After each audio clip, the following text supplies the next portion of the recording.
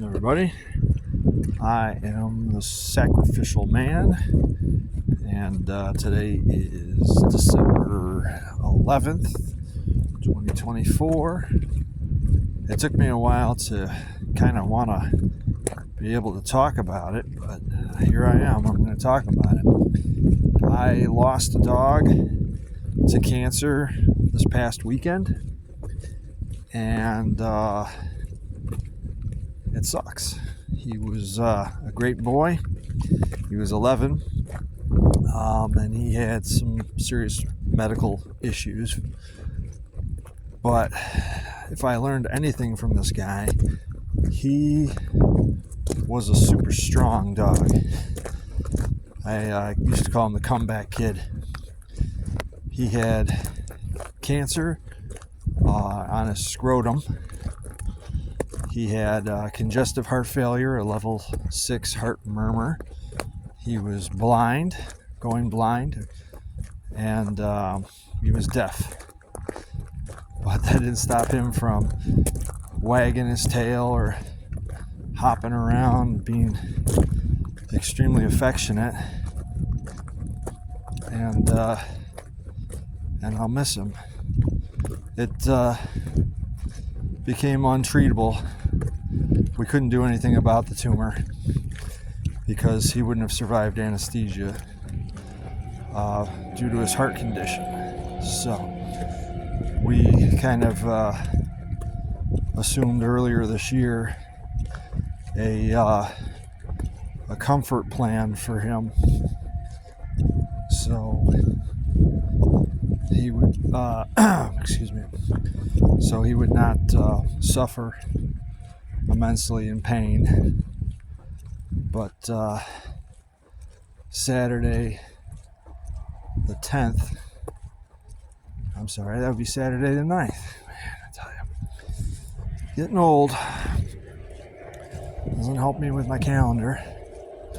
So Saturday the 9th, he said, no more, Papa. And he wouldn't let me wrap his tumor. So, and it was bleeding. It had gone from just a clear discharge to actually full-on bleeding. And it was decided that it was best to send him over the Rainbow Bridge.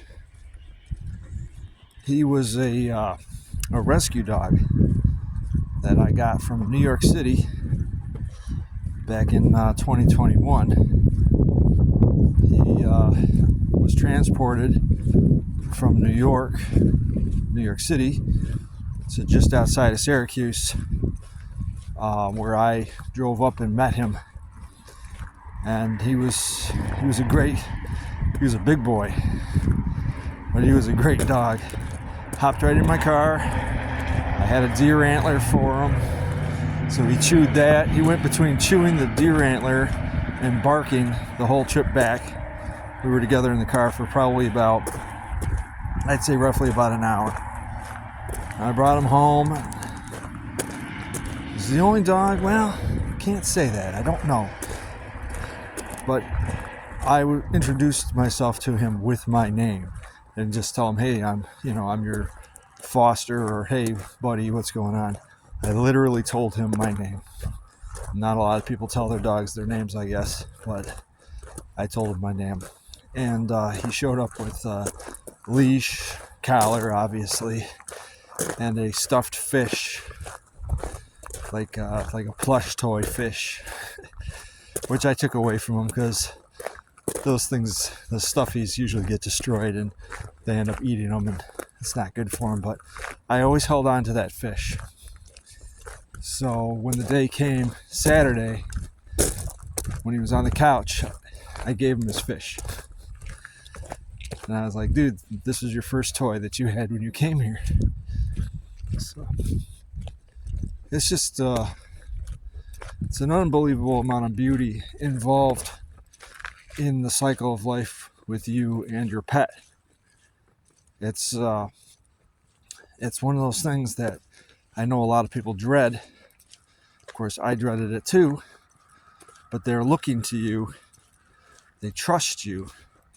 They want to be the ones that they want you to be the one to guide them and make the tough decisions for them. Because although we would love to have them pass away in their sleep and wake up in the morning with a smile on their face that they passed away on their favorite couch and there's no more pain, it's generally not how it works. Most of the time, you have to make a tough decision. And, you have to kind of know when. And that's the hardest part, is because the last 8 months with him have been up and down, up and down. He was good, he was bad, he was doing great, he was doing terrible. It's like, at what point does it become the question of that?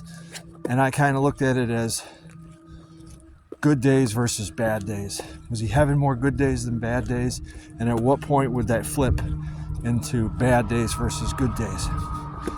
And he was in good spirits the whole time, which is the most crushing part about this, is that even in the kitchen, as he's bleeding all over the floor, he's still happy. It's like, the sweet innocentness of that. It's just, you just wish that people could learn a thing or two about being that true and in the moment. That it doesn't matter, Papa, I still love you, kind of thing. And it just moves you to unbelievable amount of tears.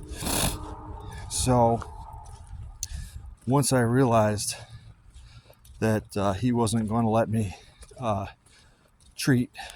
wrap his tumor again, I called the dog walker and asked her to see if she could come over and hold him, because he kept trying to sit down on me. And I'm like, I can't wrap it if he's sitting. So I called her and she said she'd be right over. And then I had that epiphany moment where I was like, well, wait a minute. If he won't let me do this now and I have to call somebody, this is not a good quality of life at this point. This is him telling me that it's time. And I had to listen. You have to listen. There's things that you want. Yeah, I'd love to have them still here, but he was telling me no, and I was backed in the corner because I couldn't keep calling the dog walker every day that I have to change his bandage. We can't keep going to the vet every day. They didn't even want to put a bandage on him. We couldn't do surgery on him because of his heart condition, because he wouldn't survive the anesthesia. The tumor was so bad at this point that even if we did try and remove it, we wouldn't have got all of it out, and we could have made it worse. I hate to be a logical person when it comes to that kind of thing, but I think the deck was completely stacked against both of us at that point. And I knew that it wasn't gonna be good for him. He wasn't gonna be happy. Even though he may have loved me, he was trusting me. He was looking to me to make the right decision for the pack. And that's the only decision that made sense to me at the time. And I still think that it was the right decision, even though I completely hate it. I completely hate it. Sometimes the right decision is not the decision that's going to put a smile on your face. Sometimes you just, sometimes you make a decision that crushes you. And I'm crushed. I picked up his remains yesterday. I have his ashes. I have a copy, well, not a copy. I have the original ink print of his paw, which is one of a kind. So if I lose it or it gets damaged, there's no replacing it. You can't. It's not like a computer file that goes along with it. So I did scan it. I made sure that it got scanned onto my laptop last night.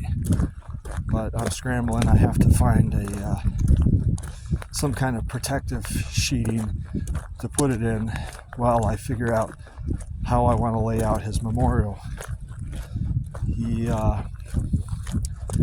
I have two others that are,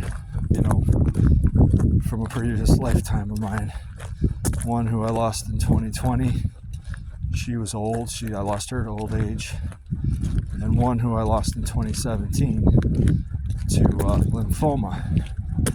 I have their memorials in my office.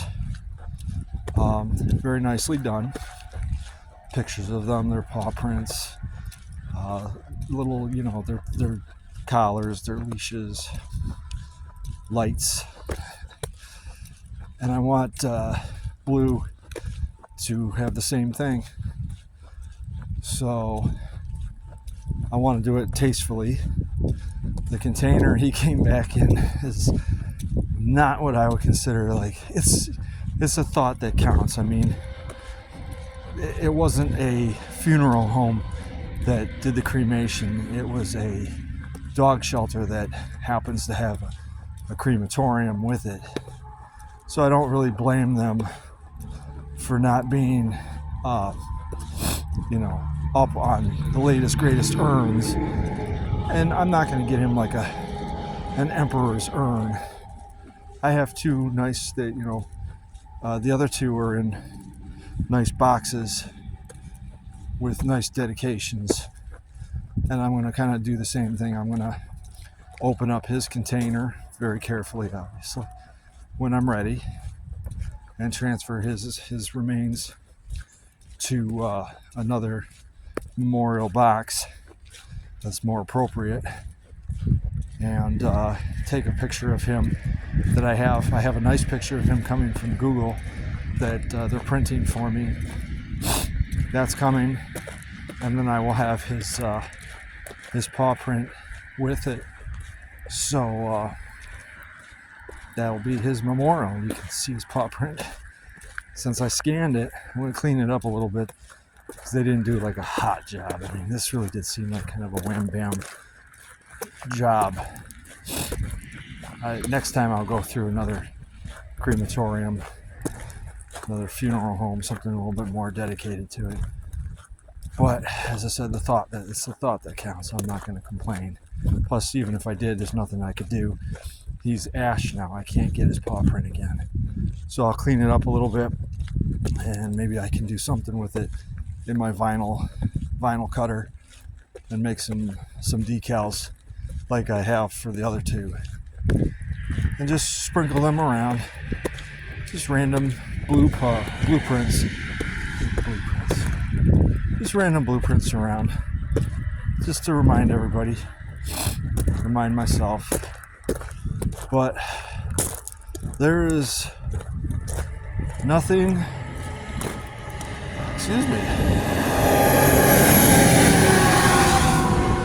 there is nothing better. There's nothing on this planet that is more dedicated to us as people than our pets. And I say specifically dogs, because cats are great. I like cats. I'm allergic to them. I don't have any anymore. But I think dogs really show us what love really is supposed to look like. They don't go with the flavor of the month. They don't read a newspaper article and say, "Oh, my owner does that too. He must be a bad owner." They don't do that. They even love bad owners, which is, a flaw. But they love the situation that they're in, and they love unconditionally. As a matter of fact, my puppy Rescue, he seems to know. He has that knack, just like Jet does. Jet is the dog that I've had the longest in the house so far. If I'm sad and I'm upset, they will come over and comfort me. The 5-year-old, he sometimes does it.